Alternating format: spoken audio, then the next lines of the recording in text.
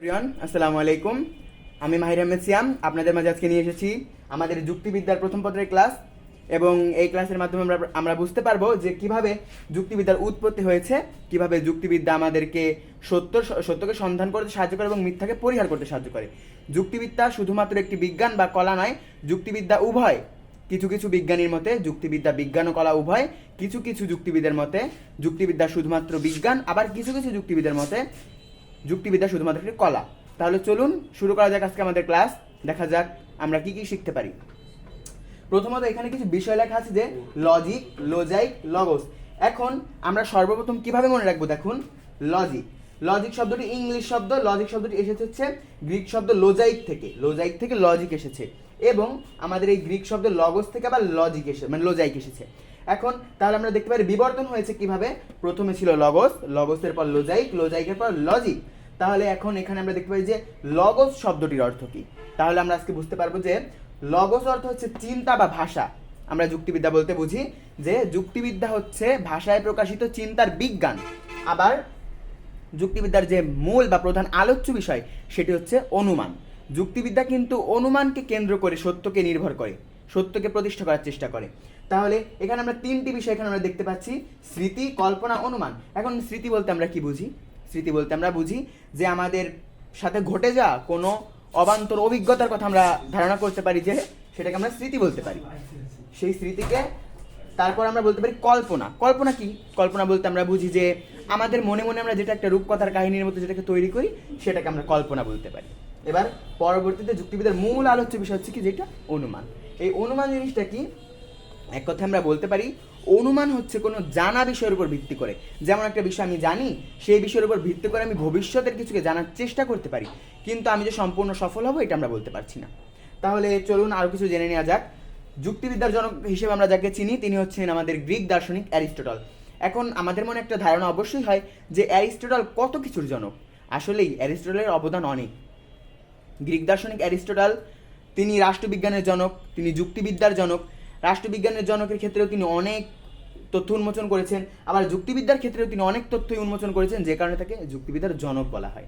তাহলে আজকে আমরা যেভাবে জানতে পারবো, এখন আমাদের মনে রাখতে হবে যে লজিক, এটা যদি আমাদের মনে না থাকে, লজিক যদি আমাদের মনে না থাকে, তাহলে আমরা বলবো লগিক। লজিক না বলে আমরা কি বলবো? লগিক। লগিক বলে গ্রিক শব্দটা এসেছে, এই যে লগিক, লগিক। তাহলে আমরা বুঝবো যে গ্রিক শব্দ লোজাইক থেকে লগিক এসেছে। তাহলে গিক বললে আমরা বুঝবো যে গ্রিক শব্দ থেকে এসেছে। কিন্তু লজিক, এই যে লজিক অথবা লগিক, এইটা হচ্ছে মূলত ইংরেজি শব্দ।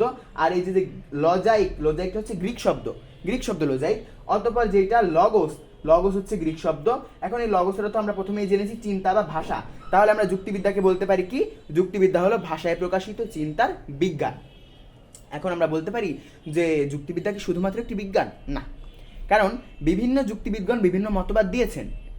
যেমন ঐতিহাসিক জেমস মিল, তারপরে ওনরা বলেছেন কি, মিল আর হোয়াইটলি একই সংজ্ঞা দিয়েছেন যে যুক্তিবিদ্যা একাধারে বিজ্ঞান ও একাধারে কলা উভয়। এখন আমরা দেখি যে বিজ্ঞান হতে হলে কি হতে হবে?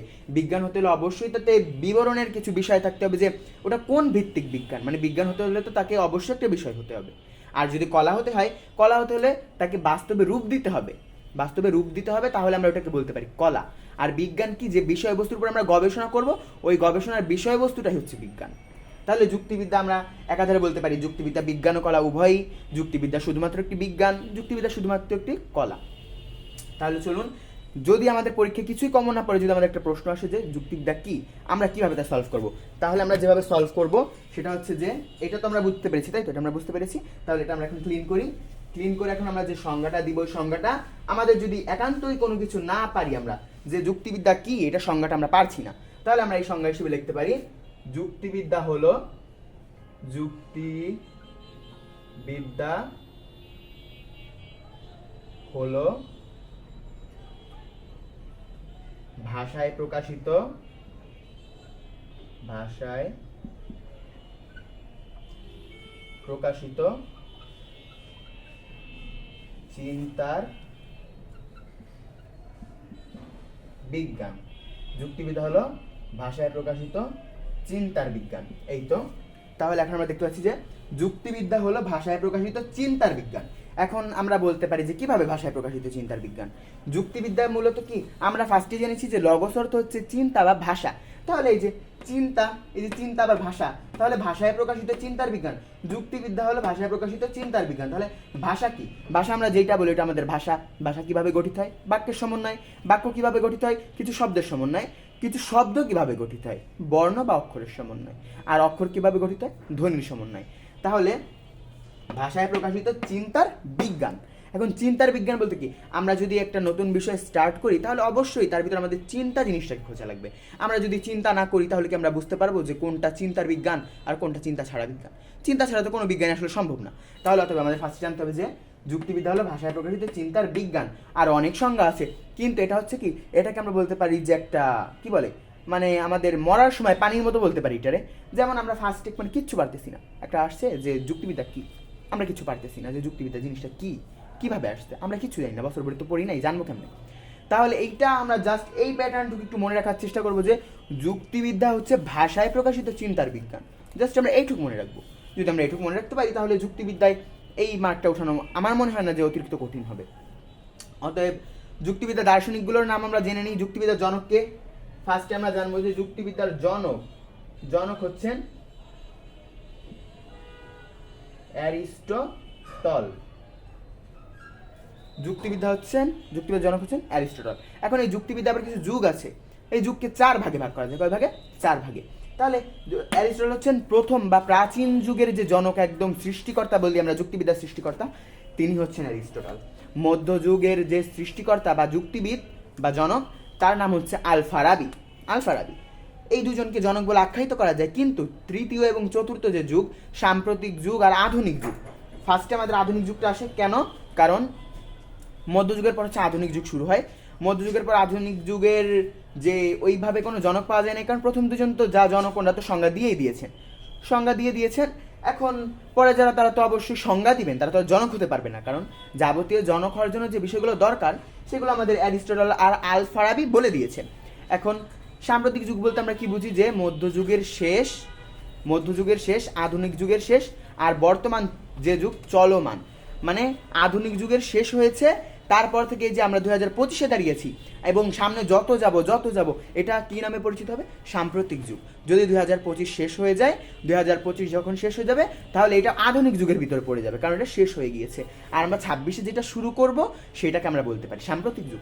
সাম্প্রতিক বলতে আমরা কি বুঝি? তৎকালীন বা চলমান, এটাকে বলতে আমরা সাম্প্রতিক বলতে পারি। আর প্রাচীন তো আগেই চলে গেছে। প্রাচীন মানে কি? অনেক আগে। যখন অ্যারিস্টটল ছিলেন ওইটা ছিল প্রাচীন যুগ। আর যখন আল-ফারাবি ছিলেন, আল-ফারাবির যুগকে বলা হতো মধ্যযুগ। সাম্প্রতিক যুগ আমরা জানলাম, মধ্যযুগ জানলাম, আধুনিক যুগ জানলাম, প্রাচীন যুগ জানলাম। এখন আমাদের কাছে আর একটা প্রশ্ন হতে পারে যে যুক্তিবিদ্যার প্রধান আলোচ্য বিষয় কি? যুক্তিবিদ্যার প্রধান আলোচ্য বিষয় হচ্ছে অনুমান আর সত্য। অনুমান ছাড়া আমরা সত্যকে প্রকাশ করতে পারবো না।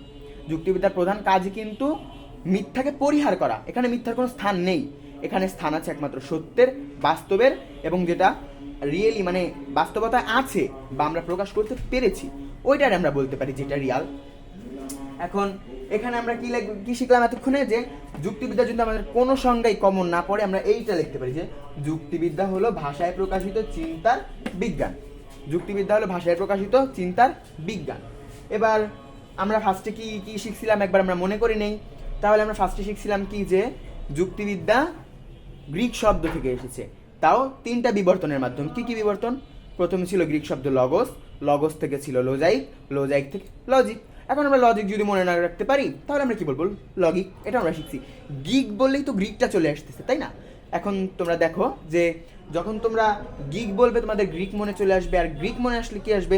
লজিক থেকে আসবে লজাইক, আর লজাইক লাস্টে তো কি আছে মানে গ্রিক। এখন লোজাইক থেকে আমাদের কি মনে আসবে? গ্রিক মনে করলে তাহলে আসবে লগস। তাহলে লগস অর্থ কি?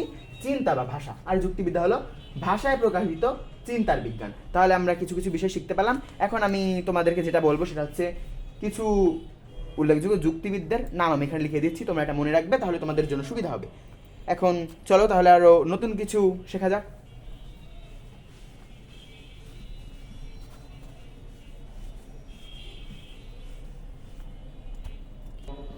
তাহলে বন্ধুরা এখানে আমরা 4 জনের নাম দেখতে পাচ্ছি। তার মধ্যে 2 জন হচ্ছেন জনক, 2টা যুগের জনক আমরা আগেই আলোচনা করেছি। অ্যারিস্টটল খ্রিস্টপূর্ব 384 থেকে 322, মানে তিনি, তাহলে আমরা বুঝতে পারি যে তিনি কত আগে ছিলেন। খ্রিস্টপূর্ব 384 থেকে 322 পর্যন্ত ছিলেন কে? অ্যারিস্টটল, মানে যুক্তিবিদ্যার প্রাচীন যুগের জনক। দ্বিতীয়ত আল ফারাবি, ইনি তো মধ্যযুগের জনক। এটা প্রাচীন যুগের, এটা মধ্যযুগের। তাহলে তিনি ছিলেন কত? 878 থেকে 950, 878 থেকে 950 খ্রিস্টাব্দ। এই যে খ্রিপূর্ব, এখানে আমরা লিখেছি খ্রিপূর্ব মানে খ্রিস্টপূর্ব, খ্রি মানে খ্রিস্টাব্দ, খ্রি মানে খ্রিস্টাব্দ, আর এইগুলা হচ্ছে খ্রিস্টাব্দ, এই যে এগুলাও খ্রিস্টাব্দ। দেন তৃতীয়তে আছেন ইবনে সিনা, ইনি কিন্তু আল ফারাবির পরে সবচেয়ে উল্লেখযোগ্য মতবাদ ইনি দিয়েছেন ইবনে সিনা কত থেকে কত আমরা দেখে নিই, 980 থেকে 1037, মানে খ্রিস্টীয় 980 থেকে 1037 পর্যন্ত যার মতবাদগুলোকে মানে উল্লেখযোগ্য হিসেবে পাওয়া গিয়েছে তার নাম হচ্ছে ইবনে সিনা। 4 নাম্বার কে আছেন দেখে নিই, 4 নাম্বার আছেন ইবনে রুশদ। ইবনে সিনার পরবর্তীতে যিনি সবচেয়ে উল্লেখযোগ্য মতবাদ দিয়েছেন তার নাম ইবনে রুশদ। খ্রিস্টীয় 1126 থেকে 1198 পর্যন্ত তার মতবাদগুলোকে শ্রেষ্ঠ মনে করা হয়। তাহলে আমরা কয়জনের নাম পেলাম? দেখো 4টা, অ্যারিস্টটল, আল ফারাবি, ইবনে সিনা, ইবনে রুশদ। এই 4জন কি? 4জন যুক্তিবিদ্যার, 2জন যুক্তিবিদ্যার জনক আবার মতবাদদাতা উভয়, আর বাকি 2জন হচ্ছে যুক্তিবিদ্যার মতবাদদাতা বা যুক্তিবিদ। এখন তোমরা একটা জিনিস মনে রাখবে, মানে মনে রাখার ভিতরে তোমাদের মনে রাখতে হবে যে কিছু উল্লেখযোগ্য যুক্তিবিদের নাম যদি তোমরা দিতে পারো তাহলে স্যাররা তোমাদের প্রতি আকৃষ্ট হবে যে না, ও তো জানে যে কোন কোন যুক্তিবিদ ছিল, কারা কারা মতবাদ দিয়েছে। এখন তোমরা একটা কথা মনে রাখবে যে প্রাচীন আসলে অ্যারিস্টটলের নাম আসবে, মধ্যযুগ আসলে আল ফারাবির নাম আসবে, তারপর সাম্প্রতিক যুগ আসলে ইবনে সিনা, ইবনে রুশদ এনাদের নাম আসবে। এনরা হচ্ছেন 2জন কি? এনরা 2জন হচ্ছেন জনক, এই 2জন হচ্ছেন, এই 2জন কিন্তু এক ক্ষেত্রে বাধা, এনরা 2জনই উভয় জনক। এটা আমরা মনে রাখবো যে এই 2জন জনক। ইনি প্রাচীন যুগের, ইনি মধ্যযুগের। এইটা তোমাদের আমি বারবার বলছি যে ইনি কিন্তু প্রাচীন যুগের, অ্যারিস্টটল প্রাচীন যুগের আর আল ফারাবি মধ্যযুগের। এই 2জন জনকের কথা প্লিজ তোমরা মনে রাখার চেষ্টা করবে। যদি তোমরা মনে রাখার চেষ্টা করে পরীক্ষার খাতে এটা লিখতে পারো তাহলে বুঝবে তোমার 1-2টা এমসিকিউ হয়ে গেল, আবার তোমার ক দাগে যদি 1 মার্কের প্রশ্ন আসে সেটাও তোমরা দিতে পারবে। তোমাদের মনে রাখলে তো তোমাদের লাভ, তাই না? এখন দেন আমরা এই 4জনের নাম জানতে পারলাম। তাহলে যুক্তিবিদ্যার যে প্রথম পত্রের যে আলোচ্য বিষয়, তার মধ্যে আজকে আমরা কি কি জানতে পেরেছি চলো একবার আবার পজ করে আমরা রিভাইন্ড করে আসি যে কি কি আমরা জানলাম আজকে। তাহলে আমরা আজকে কি কি জানলাম? যুক্তিবিদ্যার উৎপত্তি, যুক্তিবিদ্যা কোন ভাষা থেকে এসেছে, তারপরে লগস কথাটির অর্থ কি, চিন্তা বা ভাষা, তারপরে যুক্তিবিদ্যা কোন দেশে উৎপত্তি হয়েছে যুক্তিবিদ্যার, তারপরে যুক্তিবিদ্যার কাল কয়টা আছে? 4টা কাল, প্রাচীনকাল, মধ্যকাল বা মধ্যযুগ, সাম্প্রতিক কাল বা সাম্প্রতিক যুগ, আধুনিক যুগ। সাম্প্রতিক যুগের আগে আধুনিক যুগটা আনবা তোমরা। তাহলে আমরা 4টা যুগের নাম মনে রাখবো। কি কি যুগের নাম আমরা মনে রাখবো আবার দেখে নিই আমরা। প্রাচীন যুগ, মধ্যযুগ, আধুনিক যুগ, সাম্প্রতিক যুগ। এখন এই যে প্রাচীন যুগ, মধ্যযুগ, এই যে আধুনিক যুগ। সাম্প্রতিক যুগের তেমন কোনো যুক্তিবিদ বলতে নাই। তাহলে আজকের মতো এইটুকুই। তোমাদের মাঝে আবার আসবো নতুন সাবজেক্ট নিয়ে, নতুন বিষয় নিয়ে, নতুন অনুধাবন নিয়ে। আশা করি সবাই পাশে থাকবা। সবাইকে ধন্যবাদ। সবাই চ্যানেলটিকে ফলো করে দাও। আল্লাহ হাফেজ।